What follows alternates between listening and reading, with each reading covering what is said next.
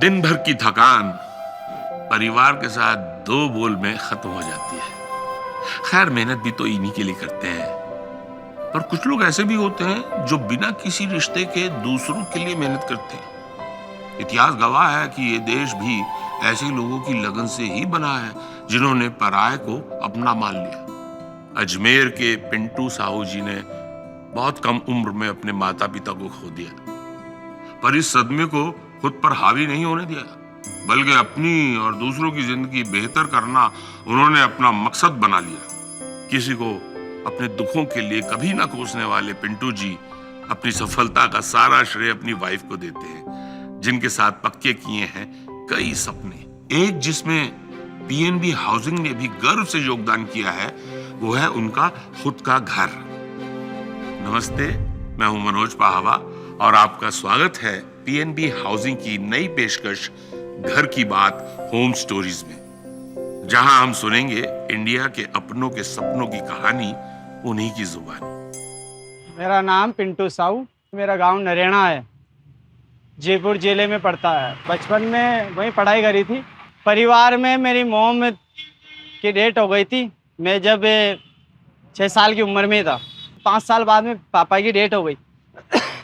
पापा की डेथ होने के बाद सब बिखर गए। फिर उसके बाद में पढ़ाई वढ़ाई सब वेस्ट हो गई। फिर नौकरी करने लग गए। नौकरी करी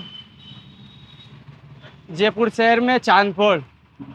हमारे गुरुजी है मेरे, जो काम सिखाया मैंने, मेरे मामा जी है प्रभुराम जी, थड़ी मार्केट में उनकी दुकान है, उनके पास मैंने काम सीखा। अजमेर आया था, मेरे पास 5,000 रुपये थे मात्र। 5,000 से बिजनेस चालू करा था मैंने। कचौरी समोसे से चालू करा मैंने शुरू में।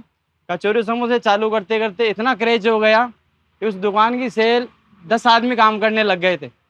फिर उसके बाद में लॉकडाउन आ गया था। लॉकडाउन के बाद में कोरोना काल आया। कोरोना काल में बहुत सिस्टम बिगड़ गया था। फिर वो दुकान रीसेल हो गई, मतलब उसने बेच दी। फिर मैंने यहाँ रामगंज में ये दुकान डाली श्री राम के नाम से। जो भी मेरे ग्रुप के हैं, जो भी मेरे पास काम करते हैं, साल भर 2 साल कर लिया तो मैं इनको ब्रांच या कुछ भी खुला देता हूँ। 1 साल से प्रोसेस कर रहा था मैं ये मकान लेने के लिए। मैं खुद का मकान होना ज़रूरी है, इतनी मेहनत कर रहे हैं।